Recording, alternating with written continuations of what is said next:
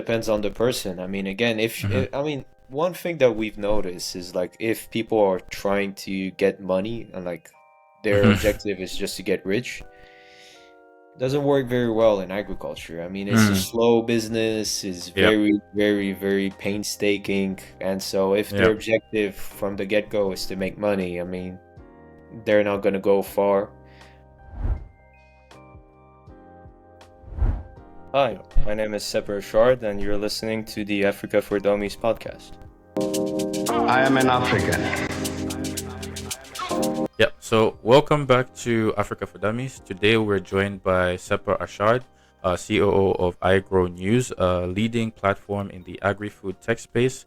We'll be talking about the state of Agri-Tech in Africa, why some startups scale, why others stall, and what it really takes to succeed in this fast-changing space. Sepehr, great to have you on the podcast. So, yeah. Uh, yeah. So let's start with your journey. How did you find your way into the agri-tech space, and what led you to your current role at iGrow News? Well,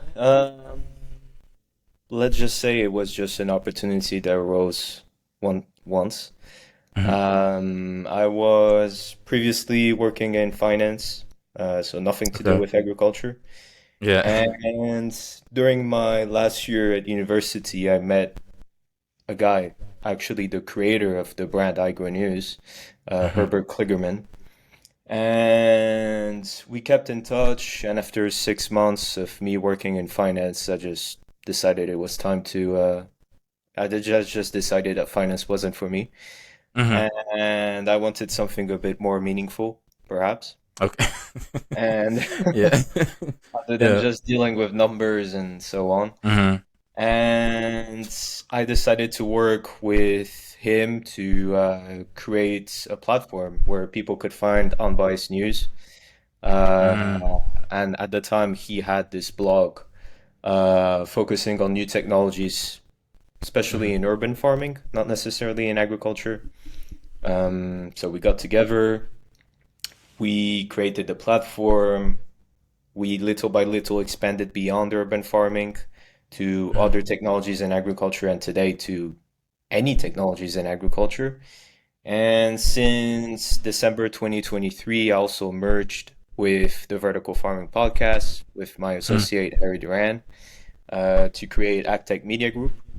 And so Okay. Agtech Media Group is the company behind the brand iGrow News. Okay. Okay. That's really interesting. Yeah, Yeah. and Yeah. that's and the rest is history. And now we're Yeah. here.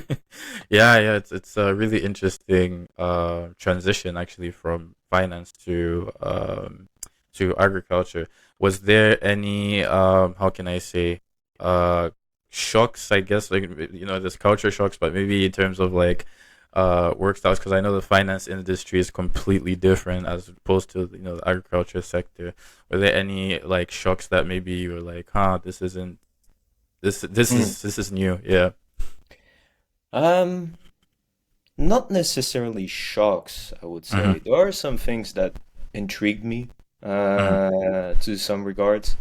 For instance, I mean, I guess I was like pretty much every single person when we talk about agriculture is I wasn't that aware that there was this much technology involved in a farm. When you talk to people, a lot of people still think that agriculture is a very old way, and Mm-hmm. Mm-hmm. it's people with strong accents and at an old Yeah. age that are Yeah. doing Yeah. it. But it's actually not the case. It's absolutely not the case. I mean, you still have Mm-hmm. people with strong accent, but Yeah. uh, they're using high tech. Like if you Yeah. compare a modern tractor, it's Yeah. as technologically advanced as a Tesla today. Yeah. Yeah. You get Yeah. satellite positioning, you get all these, Machine all, learning now. yeah, machine Yeah. learning, AI Yeah. that's Yeah. Yeah. used in the day-to-day farm today. Yeah. And yeah, that's perhaps the thing that not shocked me, but like I was surprised by it. Yeah, yeah, yeah, yeah. I definitely would agree as well because I think for me as well, kind of a similar transition that you made because I study agriculture economics, Mhm. and I found a way to get into, like, there's a department at my University of Agriculture Engineering, and when I saw what they were doing, it's really, really interesting. You're looking at trying to detect weeds and Yeah. all these sorts of thing where you're calculating the speed of the tractor. It's really fascinating. But I think if we switch to, I guess, the more of, in a situation in Africa, from your vantage point, what are some of the most exciting or impactful agri-tech innovations you're seeing across Africa right now, and what trends should entrepreneurs be paying close attention to? That's a good question. I mean, the thing is that Africa is such a big continent that Sure. it's not the same in North Africa than it is in South Africa Southern or Africa. in Yeah, Africa yeah, or in East yeah. Africa. So it's hard to really cherry pick one trend or one tech. Mm-hmm. But I would say all the new precision agriculture tools Mm-hmm. that are used to, smart irrigation systems, Mm-hmm. satellite imagery in some countries, that are used to monitor hydration levels throughout the Mm-hmm. field. Drone use as well is quite interesting. And yeah, I mean, beyond the AI and all the machine learning trends, Yeah. that's something that we see across all industries, not just Yes. agriculture. Yeah. Yeah. Um, there are also some innovations specifically regards to biochar. Okay. Um, so biochar, I mean, it's not an innovation, it's an old way, it's an old product that was used for many, many years, but hundreds or even thousands of years ago, Mm-hmm. in agriculture. And today it's being reincorporated as a potential fertilizer or as a way to grow sustainably. Mm-hmm. And I know there are several projects in Kenya as well, to produce biochar. And yeah, that's something that is quite interesting. Oh, that's actually really interesting. I think when you're speaking, it sort of reminded me of something I read in a paper once, which said that the future of agriculture is actually in data, and it call it, I think, data, and I forget the word, but and not so much in, trying to improve, like, sort of primary production, sort of things like fertilizers and things like that. Would you agree with that statement? To a certain extent, yes. Now, there Mm-hmm. are some limitations to data, in my opinion, is it depends what you're going to do with it. Mm-hmm. Because if you have data but no action items to follow, Mm-hmm. it's useless. Yeah. You're not gonna make it I mean, you'd be better off not even knowing that that data exists. Yeah. And that's perhaps one issue that a lot of startups in the industry have faced is they incorporate all this cool technology, but again, it needs to solve an issue. It needs to solve an Mm-hmm. issue at farm level, Mm-hmm. and for your end user. And many companies that have went bankrupt over the years and over the past few weeks, for instance, they've developed cool technologies. I mean, some of these technologies are absolutely fantastic. I mean, harvesting apples, but with robots and things like Mm-hmm. this. But like, is it is it fit for the market? No. Mm-hmm. Because it's not fast enough compared to labor. It's not accurate enough compared to your traditional labor, and so that's an issue that a lot of startups either misunderstand or perhaps over not under consider. Mm-hmm. And yeah, that's that's something that a lot of startups face. And it's not just about data, it's also about solving problems and solving Mm-hmm. issues at the end of the day. And a lot of people, including me, before getting in this industry, we never think of agriculture as a business, whereas agriculture is maybe the most capitalistic business there is on this planet. Mm-hmm. At the end of the day, if you're not making money, you're Sure. gonna be soon out of business, and it's Yeah. ruthless. Yeah. Uh, Yeah. and if farmers see that your technology has a potential and has and answers some of their problems, I can guarantee you they're gonna be quick to adopt it. Yeah. Uh, they're slow to adopt technologies that are not useful. Mm-hmm. Uh, and that's something that I've talked about with a recent interview I made with Mm-hmm. Lucas Koch, who's the CEO of Kelly Hill's Unmanned Systems. Shout out to him. And yeah, that's what he was saying. Yeah.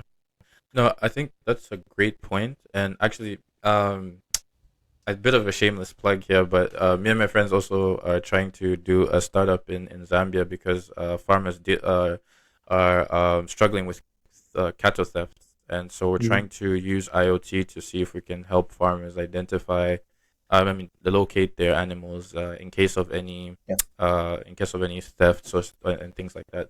But one big challenge that we have faced is that yes, we've found a I think because we first had to talk to a lot of farmers who told us about the situation, how these thefts occur, and we've learned quite a lot in that regard.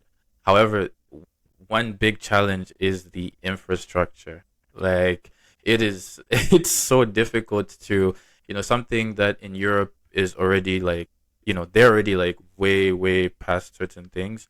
I think with regards to like IoT, but for those who don't know, IoT means Internet of Things. So it's basically where devices can communicate to each other through the internet.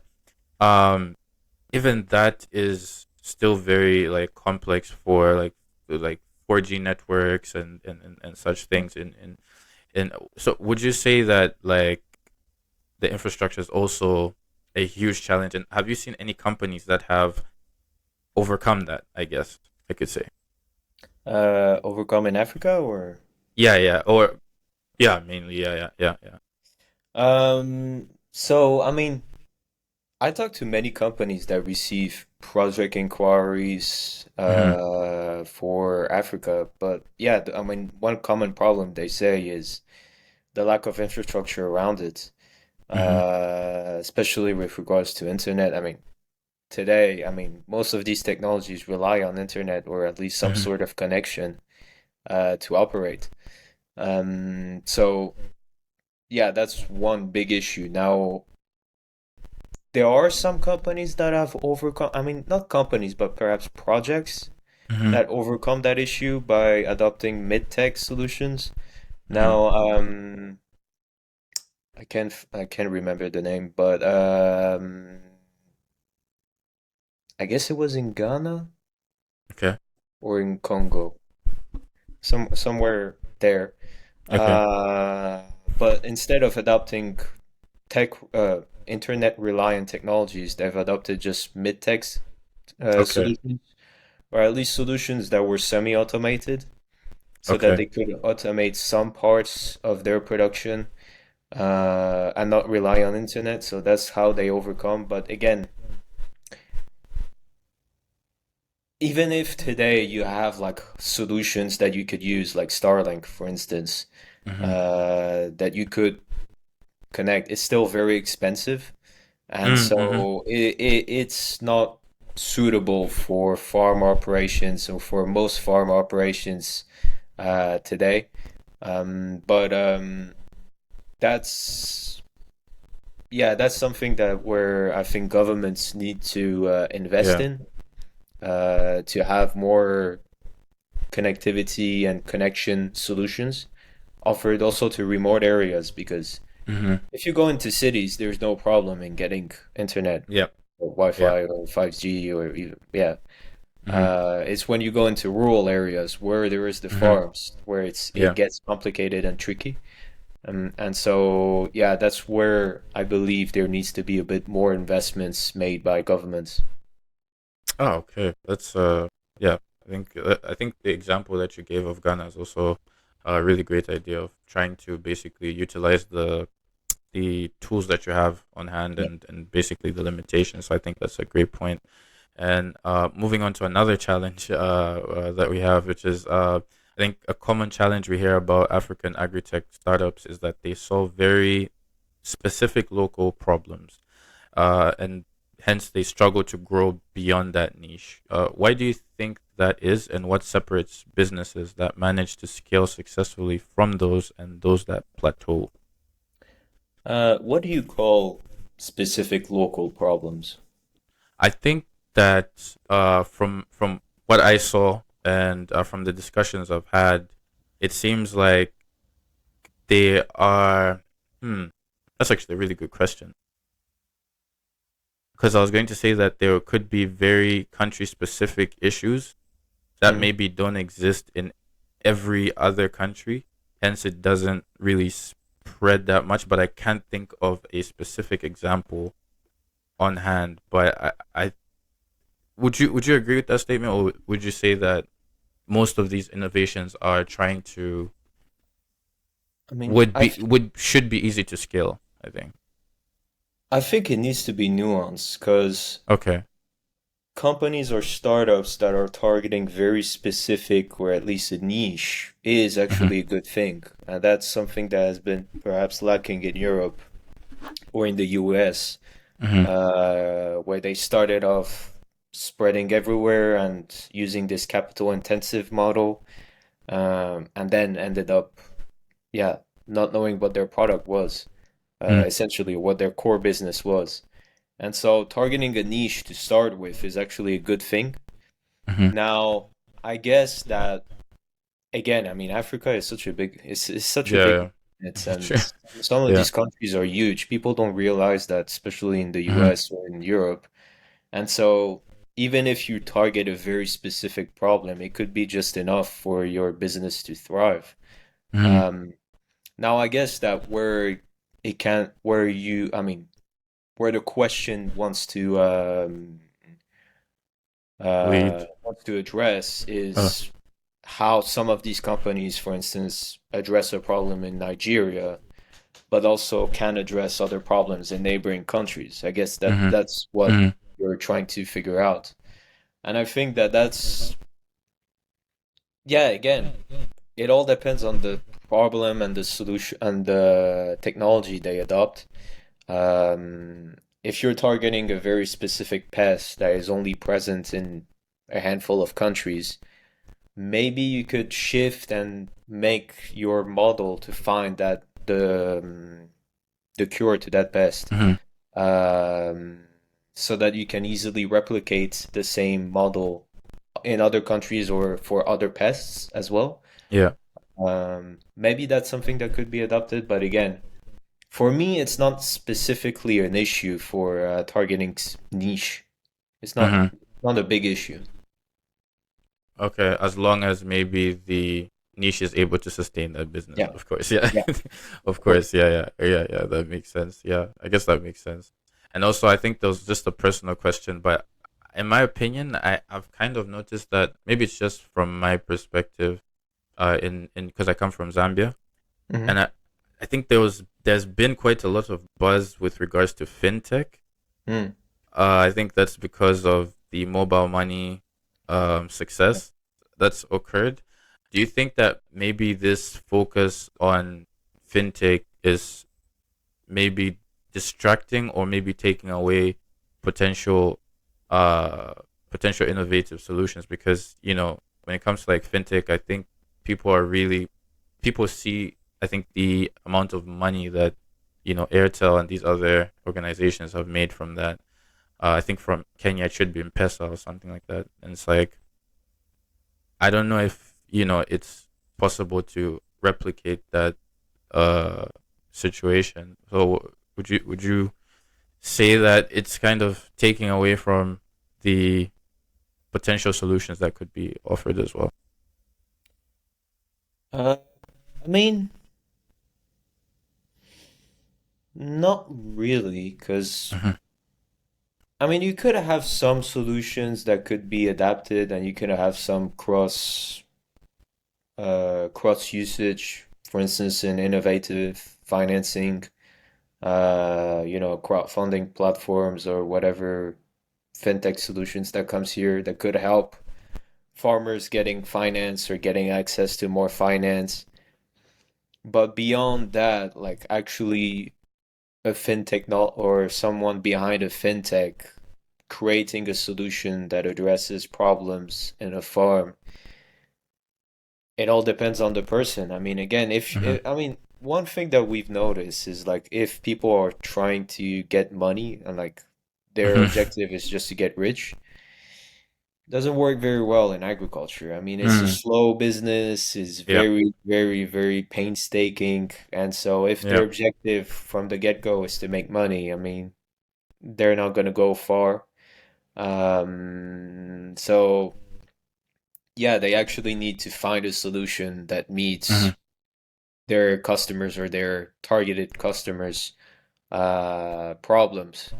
And yeah, again, it's not an industry where you're going to make millions and billions. Yeah. Uh, Yeah. so I don't see where that could have like some impact on like how. I mean, in a sense, yeah, it could have impact because the talent, Hmm. especially when you're young. I mean, when you're young, you want to create something, you want to make money, and that's normal. It's Yeah. you know, it's not bad. Um, but if you create a business for the sole purpose of just creating wealth for like for yourself, then I don't think that Maybe that's. agriculture is not the right space, right? Sorry? I was saying maybe agriculture is not the right space for somebody that's thinking about just simply making Yeah. money in that sense. Yeah. Yeah. There are easier ways, I guess. Yeah. Yeah. Yeah. Absolutely. Yeah. And moving on, um, sorry, 1 second. We've seen some agri-tech ventures take off and then quickly lose momentum. Based on your experience reporting on this space, what are some common pitfalls and misconceptions founders should avoid? And I think you already mentioned one of them, which is really not understanding the problem Yeah. at hand. Are there any other common pitfalls that, and speaking as somebody that wants to start something in Africa, what are some of the common pitfalls that you see? Yeah. Thinking that you're a tech company in Silicon Valley, uh, Mm. that's also a common misconception. You're not a tech Mhm. company. I mean, you are a tech company, but you shouldn't get that Silicon Valley mindset of like, I'm gonna create a product and then prove my concept and then raise capital and then raise another capital when I need it and then do that until you get acquired by a bigger company. That really doesn't work in agriculture. Um, Sorry to farmers, interrupt, but don't you think that that sort of mindset is fueled by the I think there's been sort of this increase in the number of like funders and VCs and that sort of a thing. And it seems to me that like that's sort of the idea that like is yeah, pushed, young, I think I read an article once that stated that people are more willing to fund a young person doing a startup below the age of 30, yeah. yet people who are 40 years old and doing a startup actually have a higher chance of being more successful because they so do you think that this push to kind of have more startups and that sort of thing kind of promotes that mindset of like, hey, I might be the next Mark Zuckerberg with agriculture? Yeah. Yeah, absolutely. I mean, it's part of culture today. Hmm. When you're young, you create a startup and then yeah, you go out about your business. And in some regards, that's good because, I'm all for people trying out and taking their chances and taking risks, but also, and sometimes, some people are just not fit for creating companies. That's just a hard truth. Hmm. Hmm. It is hard. It is extremely hard. And in agriculture, it's even harder. Hmm. I mean, it's painstaking. Things are slow.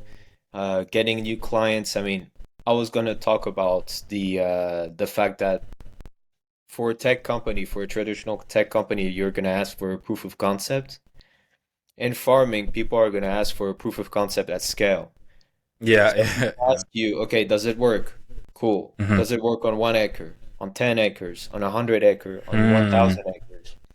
And that's what makes it challenging is that people want to see the solution scaling, and they just don't want a biological product, for instance, just to name that works at 95% efficacy or 95% efficacy on 1 acre. They want it on 100 acres on all their field. Mm.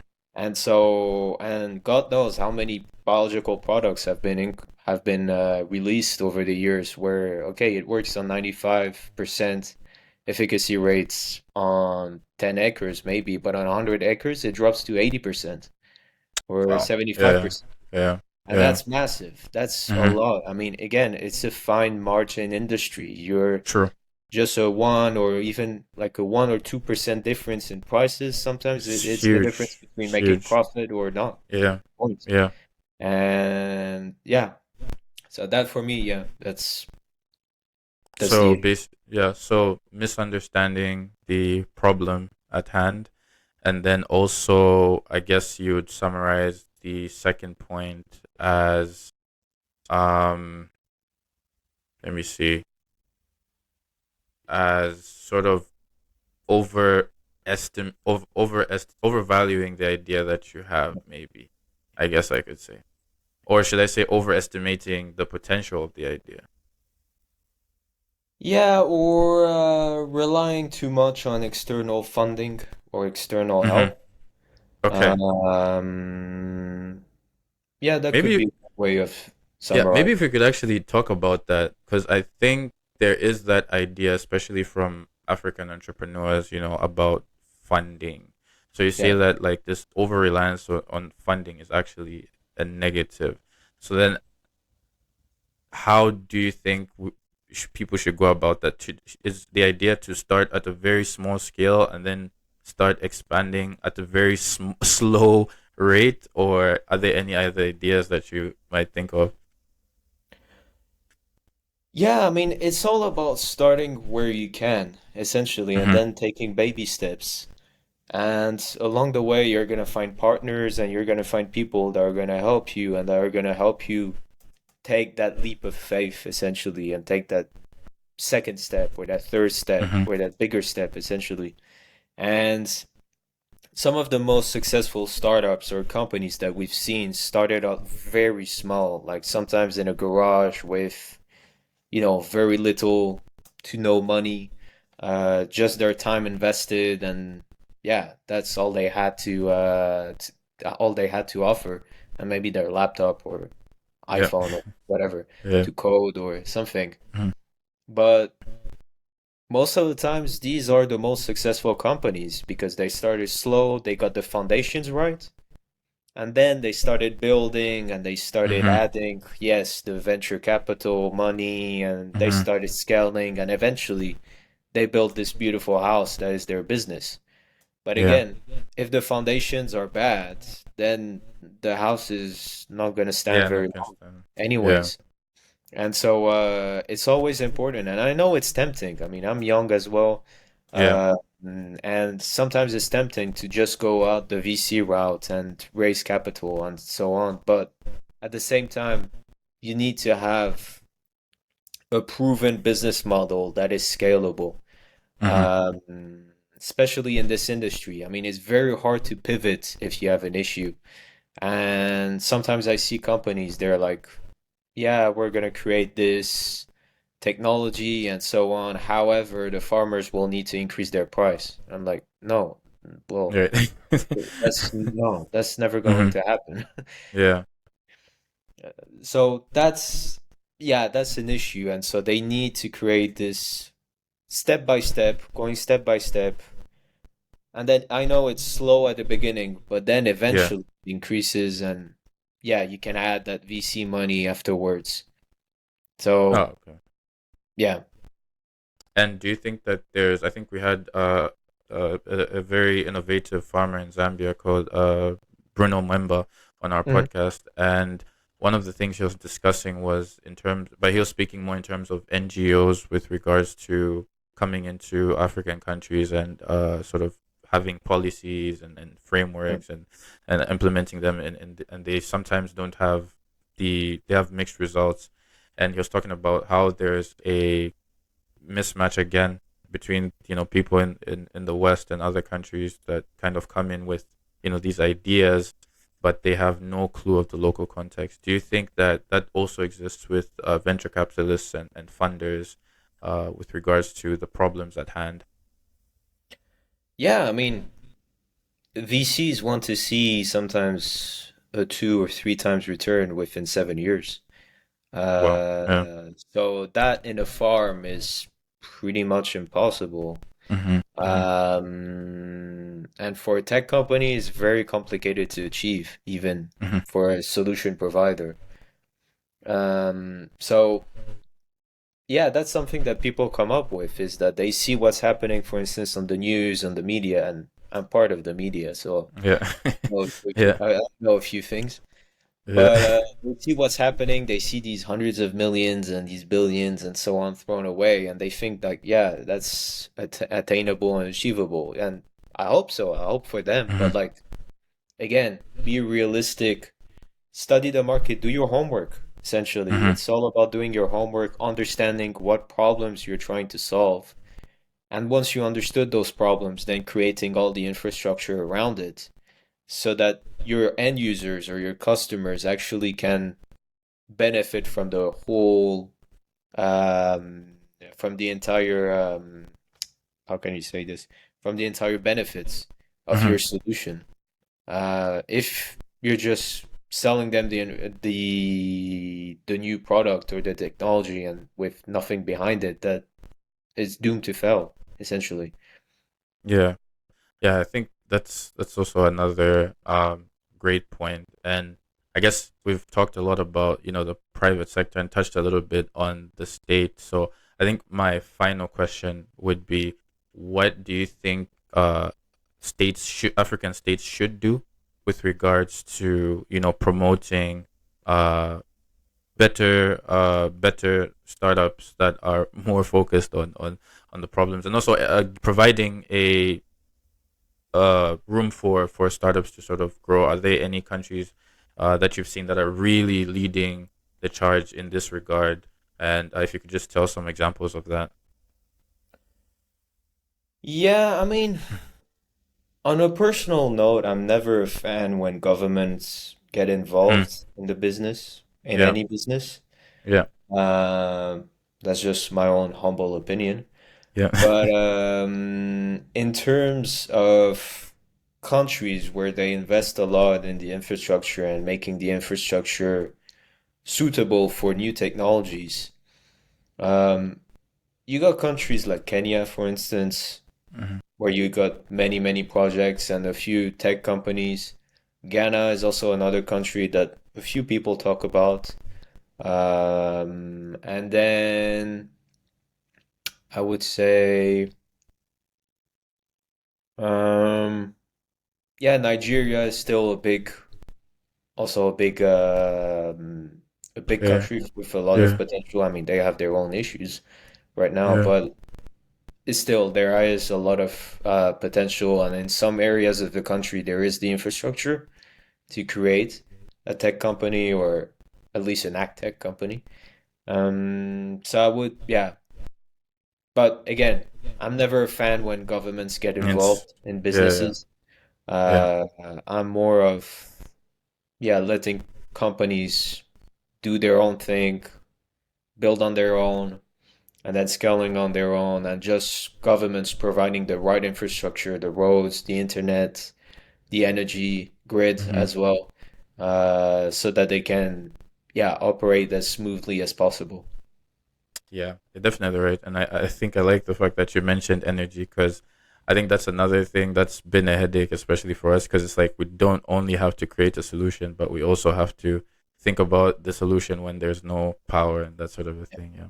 So I think that's a good place to end it, actually. If do you have any other links that may or anything where people can find you? Or I think you mentioned the podcast that you do as well, and anything else that you'd like to other people to maybe come and find you. Yeah, people can read on igronews.com Hmm. the latest news. They can follow me on LinkedIn or Instagram. We've also recently launched a network called the iGrow network, where we connect startups with potential partners, investors, clients as well throughout the world. So they can go ahead and meet us there at network.igrownews.com. Okay. Yeah, no, thank you very much, Sepehr, and yeah, to all of the listeners, thank you for joining us. Thank you for having me. I am an African.